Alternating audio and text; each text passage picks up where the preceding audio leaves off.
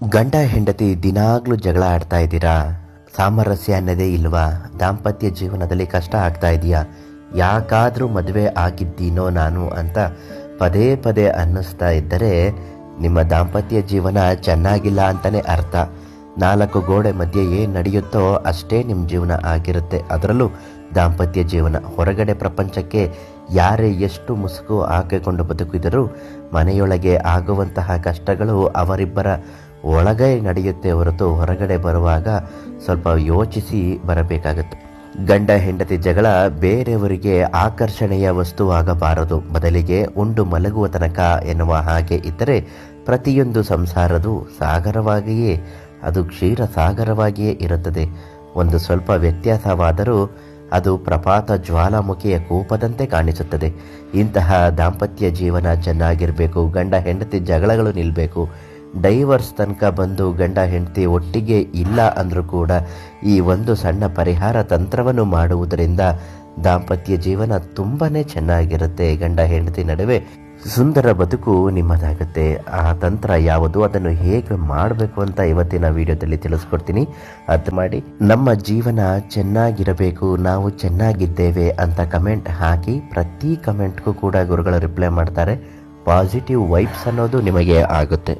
ನಿಮ್ಮ ಸರ್ವ ಸಮಸ್ಯೆಗಳ ಶೀಘ್ರ ಮತ್ತು ಶಾಶ್ವತ ಪರಿಹಾರಕ್ಕಾಗಿ ಪ್ರಧಾನ ಅರ್ಚಕರು ಫೋನಿನಲ್ಲಿ ನಿಮಗೆ ಪರಿಹಾರವನ್ನು ಸೂಚಿಸುತ್ತಾರೆ. ಅವರಿಗೆ ಇವತ್ತೇ ಒಂದು ಫೋನ್ ಮಾಡಿ ಸಂಪರ್ಕಿಸಿ ಪರಿಹಾರವನ್ನು ಕಂಡುಕೊಳ್ಳಿ. ಗಂಡ ಹೆಂಡತಿ ಅಂದ ಮೇಲೆ ಸರ್ವೇ ಸಾಮಾನ್ಯವಾಗಿ ಸಣ್ಣ ಪುಟ್ಟ ಜಗಳಗಳು ಬಂದು ಹೋಗುತ್ತದೆ, ಜೀವನದಲ್ಲಿ ಇದ್ದೇ ಇರುತ್ತೆ. ಆದರೆ ಕೆಲವರ ಕುಟುಂಬದಲ್ಲಿ ದೊಡ್ಡ ಮಟ್ಟದ ಜಗಳ, ಗಂಡ ಹೆಂಡತಿ ನಡುವೆ ಮೂರನೇ ವ್ಯಕ್ತಿಯ ಪ್ರವೇಶದಿಂದ ಆಗುವ ಜಗಳ ವಿಪರೀತವಾದದ್ದು. ಗಂಡ ಹೆಂಡತಿ ನಡುವೆ ಇಲ್ಲದ ಸಲ್ಲದ ಮಾತುಗಳನ್ನು ಎತ್ತು ಹಾಕಿ ಗಂಡನ ಬಗ್ಗೆ ಹೆಂಡತಿಗೆ ಸುಳ್ಳು ಹೇಳುವುದು, ಹೆಂಡತಿ ಬಗ್ಗೆ ಗಂಡನಿಗೆ ಸುಳ್ಳು ಹೇಳುವುದು, ಇಬ್ಬರಲ್ಲೂ ಜಗಳ ತಂದಿಡುವುಟ್ಟು ತಮಾಷೆ ನೋಡುವ ಜನರು ಇವತ್ತಿನ ದಿನದಲ್ಲಿ ತುಂಬ ಇದ್ದಾರೆ. ಅಂತಹ ಸಮಸ್ಯೆಗಳು ಇದ್ದಾಗ ಬೇರೆಯವರ ದೃಷ್ಟಿ ನಿಮ್ಮ ದಾಂಪತ್ಯ ಜೀವನದಕ್ಕೆ ಬರಬಾರದು ಅನ್ನೋದಾದರೆ ಈ ಸರಳ ಪರಿಹಾರವನ್ನು ನೀವು ಮನೆಯಲ್ಲಿ ಮಾಡಿಕೊಳ್ಳಲೇಬೇಕು. ಹೆಂಡತಿ ಅಥವಾ ಗಂಡ ಅಥವಾ ಇಬ್ಬರ ಪೋಷಕರು ಕೂಡ ಇದನ್ನು ಮಾಡಬಹುದು. ಏನು ಮಾಡಬೇಕು?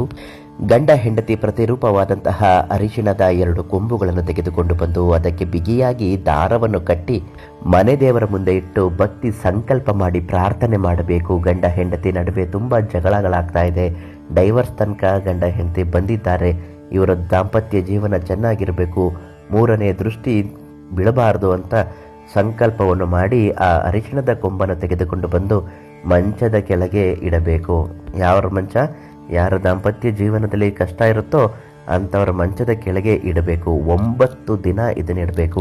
ಪ್ರತಿ 9ನೇ ದಿನ ಇದನ್ನು ಬದಲಾವಣೆ ಮಾಡುತ್ತಾ ಬನ್ನಿ. ದಾಂಪತ್ಯ ಜೀವನ ತುಂಬ ಚೆನ್ನಾಗಿರುತ್ತೆ.